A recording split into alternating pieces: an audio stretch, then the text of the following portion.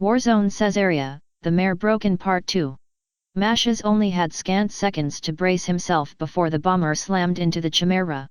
The transport probably could have survived a direct strike, but the thousands of pounds of explosives the orcs loved to strap to their planes would be more than enough to break open the Chimera. Mash's armor prevented his restraints from snapping his arms as the Chimera was upended, though it would not do him much good against getting smacked around inside the hold of the tank. Mash's vision blurred for several moments, and try as he might he could not force himself through the darkness. He lingered, waiting for some sign that he was still alive. Slowly he came to, finding himself lying rather far away from the tank, Nikolai and Alexis standing guard while Bianca and Angelique looked to him. "The eye opens," the psyker chirped. "But the mare is broken." "Easy, my lord," Bianca said, gently easing Mashes into a seated position. "Give the stimulants some time to work, you could black out again if you are not careful." "I don't have time to take this easy," he mumbled, though there was nothing to be gained arguing with the hospitaller. "The others?" "Most of Marcos' men were killed when the Chimera was hit," Bianca replied. "The others did not live long enough to stop us from escaping." "Marcos." Mashes tried pulling himself back to his feet, but nearly rolled over before Bianca steadied him. "Tara? Where's Tara?" "We do not know," Bianca said. "I fear Marcos may have taken her further into the city once the attack started, but maybe she was injured before that could happen." Mash's blood ran cold. Suddenly, the fatigue from getting knocked out had dissipated. "We need to find Tara and get her back to safety," he said. "And if we are lucky, we can make sure Marcos pays for his crime." Bianca nodded before passing Mashes his sword and pistol. Mashes took them without another word, starting forward while the others formed up behind him. The first Chimera was in no better shape than the last. Beyond being merely riddled with bullet holes, a glancing hit from a bomber had blown a large chunk of its side off, smoke and fire pouring from a ruptured fuel tank.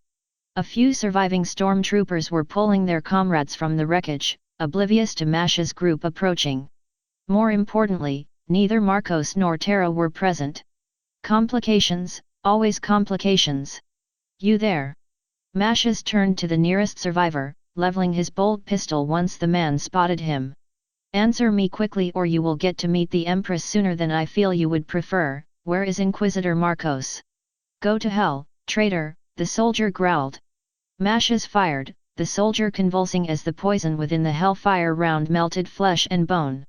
"Wrong answer," he growled before turning his gun to the next man. "Where is Inquisitor Marcos?" "The girl," the man said, dropping his gun before falling to his knees. "The girl escaped and ran past the obstruction. Lord Marcos and the others pursued her." "So Tara is alive, that is better than we could have hoped. If you value your life, leave your weapons and turn yourself over to the nearest regiment. I may be able to convince the commissariat to send you to a penal legion instead of turning you over to me for disciplinary action." The man nodded weakly, detaching the power pack of his weapon before starting off down the street, gaining speed until he was out of sight. "You could have killed him and saved the galaxy a little more trouble, my lord," Nikolai said. "I'll save the bullets for the greenskins. We have more pressing matters anyway. With Tara lost in the city and Marcos in pursuit, we'll need to make up for lost time before either he or the orcs find her first." Sir." Alexis started, raising his hellgun to his shoulder. "I think I found Marcos." Mashes followed Alexis' gaze, blinking as he saw Marcos, or rather, his head impaled on the shoulder spike of a massive orc knob. The beast let out a roar before it and its followers charged down the pile of rubble towards the humans below. "Focus fire on the smaller ones," Mashes shouted, drawing his sword as he and the others drew back. "I'll take care of the knob. Angelique." "The eye sees all, but those that fall from the light are blinded by its presence." Angelique raised her hands, the air twisting around her as she delved into the warp. The effects were not immediate, but soon the orcs' charge had slowed ever so slightly. The greenskins stumbled more, banging into one another and tripping over the broken ground in their rush to reach Mashes and his fellows.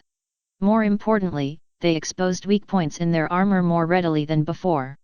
Brilliant blue beams raced forward as Alexis and Nikolai fired, going for single high-powered las bolts to better overcome greenskin resilience.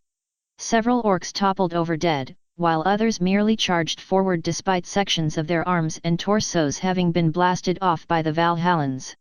Mashes strode calmly forward, firing his bolt pistol into the charging knob. The Hellfire rounds did not have the sheer penetration power of the Hell guns, but the force from the bolt pistol and the corrosive acids would certainly slow the beast's charge even more. The orc drew its big choppa back, the chain axe's roar matched only by the bellowing of the greenskin. Mashes did not need to roar his own challenge. He had the might of the Empress behind him. Mashes ducked left, into the potential arc of the knob's strike. As the beast swung its weapon, Mashes ducked down before squeezing off one of the last 2 rounds left in his bolt pistol's magazine, acid splattering against the greenskin's hide. Mashes lunged forward, his blade stabbing up into the orc's upper torso before punching out through the beast's shoulder. The power field flickered as Mashes pulled outward, severing the orc's arm at the shoulder and causing the chain axe to drop uselessly to the ground.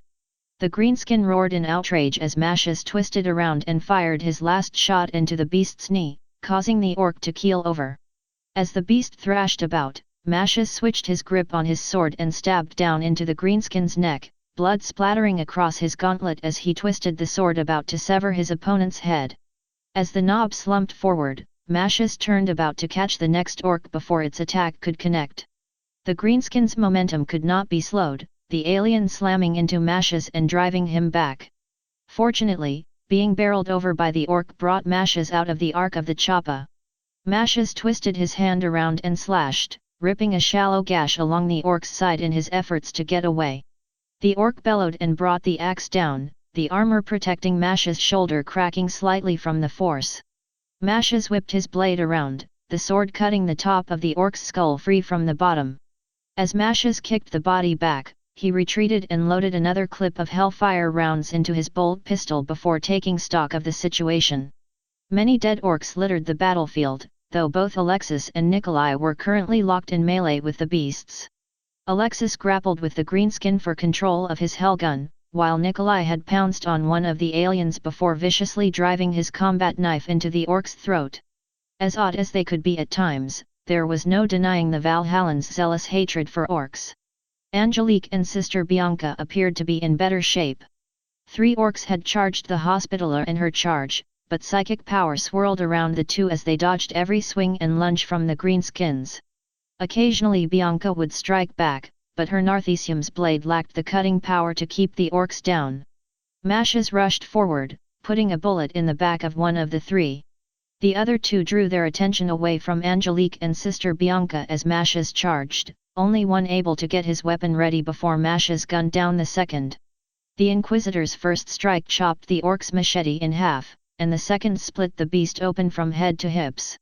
The eye need not worry, for the flower descends from the tree, Angelique said, twisting her hands around to provide more support to the Valhallans. You all are my charges, I have every right to worry. Mashes turned back towards the battlefield, dropping another orc with a quick burst of fire. Keep supporting us, I'll move forward and try to take some pressure off Alexis and Nikolai. I must close, for the flower will burn. Mashes had no chance to question Angelique's prophecy before the little psyker rushed forward and tackled Mashes, the Inquisitor stumbling forward in surprise more than anything. Just as his momentum carried him towards the ground, the air was filled with the throaty roar of an autocannon, the heavy shells striking the orcs and reducing them to nothing more than bloody chunks. The autocannon was soon joined by salvos from several bolt guns, their fire once more drowned out as a gout of fire rushed forward to incinerate any greenskins that still stood. Those spared from the carnage turned and fled, some falling from accurate fire from the new arrivals. Through the flames marched a black-armored woman. It took Mashes a moment to recognize Sister Naomi, shaking off Angelique as he pulled himself back to his feet. Sister, your timing is impeccable. Spare the chatter, Inquisitor Mashes, Naomi growled. Where is Terra? Lost, Mashes pointed his pistol towards the ruins. She ran off into the city with Inquisitor Marcos right behind her. Unfortunately for us, the orcs appear to have killed Marcos. I don't know about Terra. Naomi bristled, but said nothing more as Mashes continued. We cannot spare any more time discussing this. You brought reinforcements?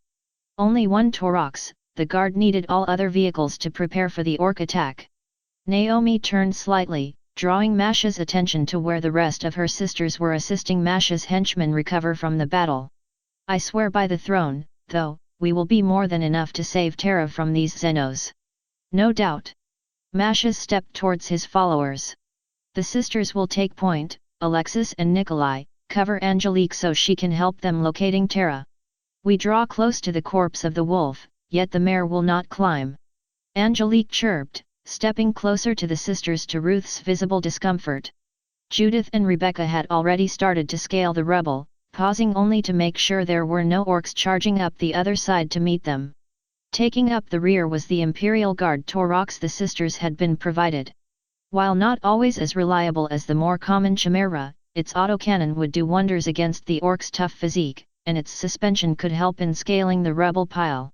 Masha scurried up the rubble to make room for the transport, the Valhallans flanking it as it continued up and over to the next road. The orc attacks had certainly left their mark, with dozens of ruined Leman Russes and Chimeras littering the street.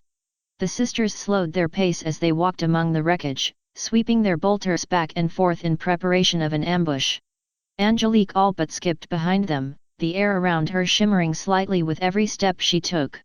"And you are sure your psyker can find her?" Naomi said once Masha's and the others caught up to them. "Angelique's divination is far more accurate than any other psyker I've met, save perhaps the Empress herself." Masha's replied. "She may appear lost, but I have known her long enough to figure out what she is saying, most of the time." "My friend might be my enemy," Angelique sang.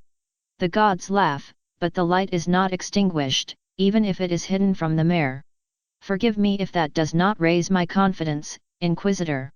Naomi quickened her pace, joining her sisters as they continued their sweep. There was silence among the group, save for the rumbling of the Torox's engine, before Sister Rebecca called from ahead. "Sister Naomi! I spotted something by that Leman Russ." Both Masha's and Naomi jogged over to where Rebecca pointed. Scattered across the road were the remains of Marcos' stormtroopers, the headless corpse of the Inquisitor lying in two pieces not too far away. Masha stopped as he saw the shattered remains of Terra's sword, the hilt having been kicked a little closer to the group. Masha stowed his sword before picking up the hilt, turning it over a few times in his hand to inspect for further damage. He paused when he heard a series of expletives that he did not know Sisters of Battle were taught. He looked up to see Ruth kicking at Marcos' corpse, the sister apparently trying to break his body into even smaller parts. Masha's watched her for a moment before Ruth stopped and looked up at him. "I was only pausing to try and destroy his body," she mumbled. "After we find Terra," Masha said as he clamped Terra's broken sword to his hip. "Believe me when I say that we all admire your devotion to the Empress, sister." Sister Ruth merely nodded, but was kept from speaking when Angelique called out. Within the corpse of the wolf, Angelique repeated, walking over to the Leman Russ and cocking her head to one side. "Little mare, the eye has seen you." "Hello," came a muffled, somewhat choppy reply. Everyone present snapped their heads towards the wreck, with Sister Bianca being the first to approach and open one of the hatches. "Terra?" she asked, peering inside. There was a pause before Terra lunged out of the hatch, pulling Bianca into as tight a hug as she could manage. "Sister," she sobbed. I thought you were dead. I saw the plane hit, Aan. "It's all right, Terra," Bianca whispered, stroking Terra's hair as the younger woman sobbed. "Just let it all out. Everything will be okay now, Terra." Masha's watched as the hospitaler comforted the Empress student. Battle shock was nothing Masha's and the others had not seen before, but seeing Terra sobbing like this, Masha's was not sure what to feel. Confusion? Pity? For the first time in many years, Masha's was at a loss. "Is she injured?" he said finally. "A few bruises, nothing a few days of rest can't heal." Bianca called back. "Good. Get her onto the transport." Bianca nodded, turning to help Terra out of the wrecked tank. Masha's turned back towards the waiting Torox. "Guardsman." "My lord," there was a pause before a bearded man appeared out of the top hatch. "Vox your command center," I want a message relayed to the fleet of the situation, and I want a Valkyrie transport ready and waiting for when we return. As you command, my lord. The man closed the hatch, and there was a pause before the faint sound to static could be heard from within the thorax. Static that was soon drowned out by a very familiar warcry. Lord Mashes, we have orcs. Alexis called. No no no no no no no. Tara stammered, pulling back inside the Lehman Russ. Of course, the greenskins always have to intrude. Mashes pulled away from the transport. Charging towards them was a mob several dozen strong, a rickety truck lurching behind them. The greenskins barely bothered with their guns, rushing forward to try and catch the humans in melee. Sister Naomi, stall them until we can get Tara onto the thorax. Judith. Naomi barked. Sister Judith all but skipped forward, stopping only to plant her feet as she raised her weapon. Ah, Frederick finally gets to play, she sang. Come right up, he plays a bit rough, but he's quite eager to get to know Xenos and heretics. There was the briefest of pauses before a curtain of white flames roared out at the greenskins, the pavement beneath them blackening from the intense heat. The orcs had no chance to cry out before they were incinerated, even the most enraged hesitating as Judith swept the flamer back and forth across the battlefield. I guess she really did have the Empress bless it with a kiss, Naomi murmured. Never mind. Kill the Xenos. The other four sisters stepped forward, staggering themselves to get the best field of fire. Mashes watched as the sisters fired, their controlled burst overlapping so perfectly that there was not a single place the orcs could run without getting hit. Those that made it through the flames were cut down in a hail of fire, smoldering bodies piling up at the feet of the Sororitas. Beyond, more greenskins were drawn to the fight, rushing through the gap in the city defenses with reckless abandon. For many, they were caught by punishing fire from the thorax's autocannon, the shells blasting apart the Xenos as if they were overripe fruit.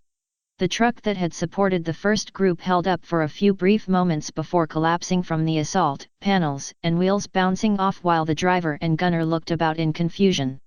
Over the din of battle, Ruth began to sing. The Empress is my shield and protector, I shall not be in want, she chanted. Her light fills the galaxy and gives life to all that is pure. Blessed is the one who bows at her altar, for he shall never be far from her sight. One orc managed to close the distance to the sisters, only to be stopped by Sister Naomi ramming her chainsword into the beast's throat. Cursed be the heretic, who abandons her will. Cursed be the mutant, who perverts her image. Cursed be the Xenos, who blasphemes her name. By our hand, may they burn in the fires of her wrath. As great as the sisters' zeal might have been, it was clear that they were starting to be pushed back. More orcs broke through the flames, each one drawing closer and closer to the sisters before dying.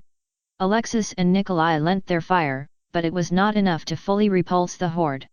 Sister Bianca. Mashes called, hurrying to the Lehman Russ while keeping his eyes on the orcs. Get Tara onto the transport now.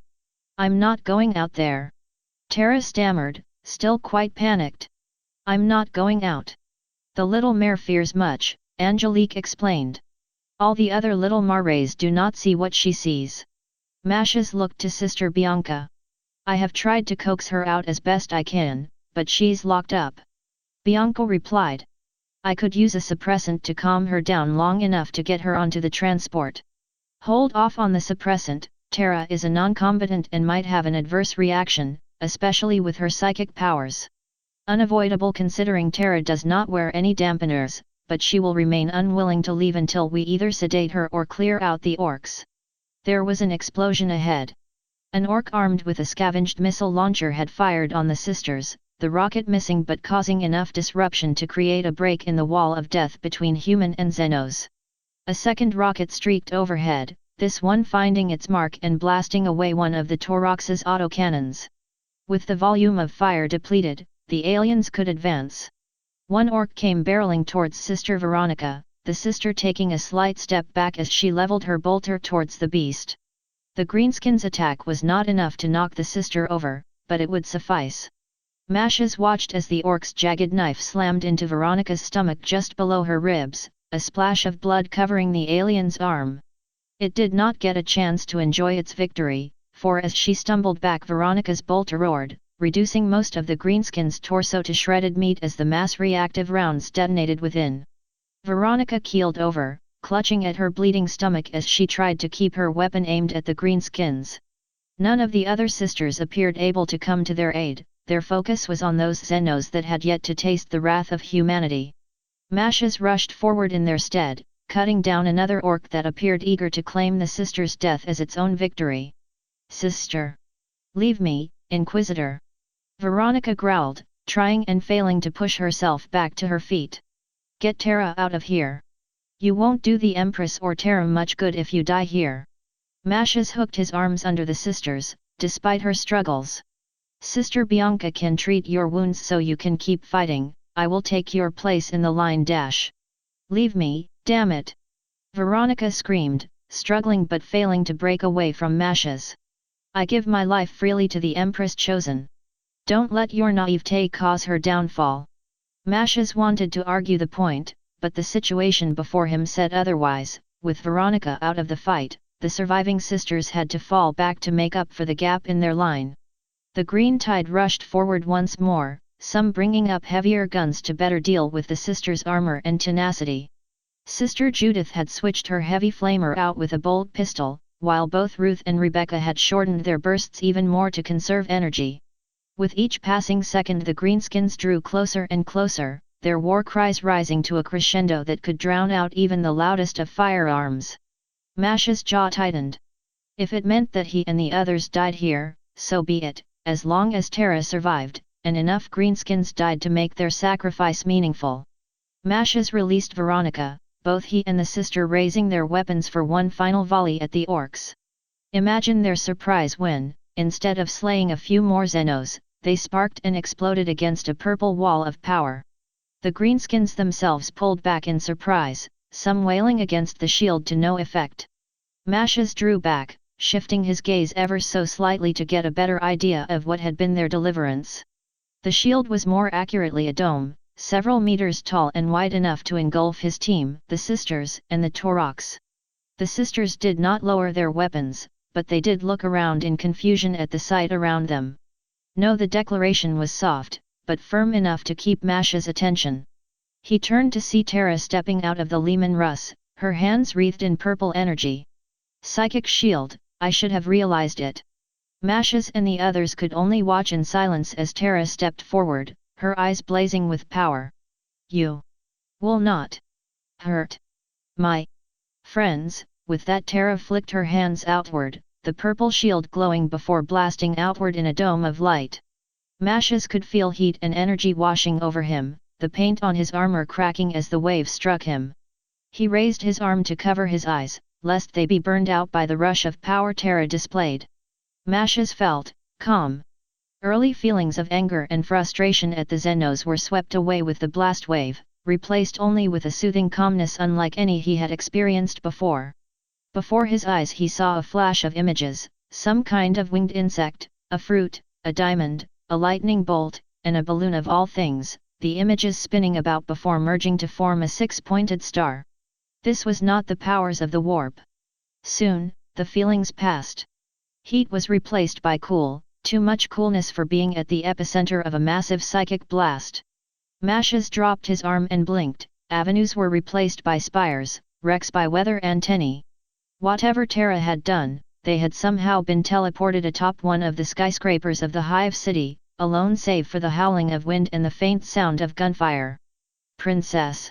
Mashes snapped his vision towards Terra. She had dropped her arms, and stumbled back as if drunk. "Princess! I'm sorry." With that she collapsed, Sister Rebecca rushing over to where she lay and thrusting a palm against her throat. "She's still breathing," she said, looking up at Mashes. "By the Empress, what was that?" "I have no idea," Mashes replied. "I have never seen psychic powers act like that, much less act with such force and precision." "The Mare has spoken," Angelique said. "Now, will you take up her sword?" "I'm sorry. I'm sorry," Terra continued to mumble, even as the sisters stepped forward to tend to her. Sister Bianca stopped only to check Veronica, peeling back some of the shattered remains of her armor to check the wound. "We'll need to get you to a proper medical facility. I can stop your bleeding, but you'll be crippled if you do not get surgery. It is a small price to pay for the student's safety. Veronica muttered, her words slurring slightly as Bianca administered hypercoagulants and painkillers. Mashes did not approach either at first. Instead, he went back to the thorax, flinging open the side hatch and calling inside. "Are you still alive in here?" he called. There was a lengthy pause before someone responded. "I think my nose is broken," one guardsman croaked. "What's the situation, my lord?" the bearded one asked. "We appear to have been teleported to the top of a building far away from the conflict. Contact your superiors and see if they can locate us for pickup." "Yes, my lord." Mashes turned back to his fellows, searching for some way to make himself useful. The uninjured sisters were busy trying to wake Tara, while Bianca and the stormtroopers did their best to stabilize Veronica for transit. As Mashes watched, he noticed a slight movement out of the corner of his eye. Readying his pistol, he turned to face the newcomers, stopping only as the black forms of Raven Guard Asteroids, the Space Marines pausing as well before Corax made his presence known. "You are the Inquisitor attached to the Empress student," the Primarch rumbled. "What are you doing up here?" "We were caught up in the Orcs' attack," Mashes explained. "Tara teleported us up here just as we were about to be overrun."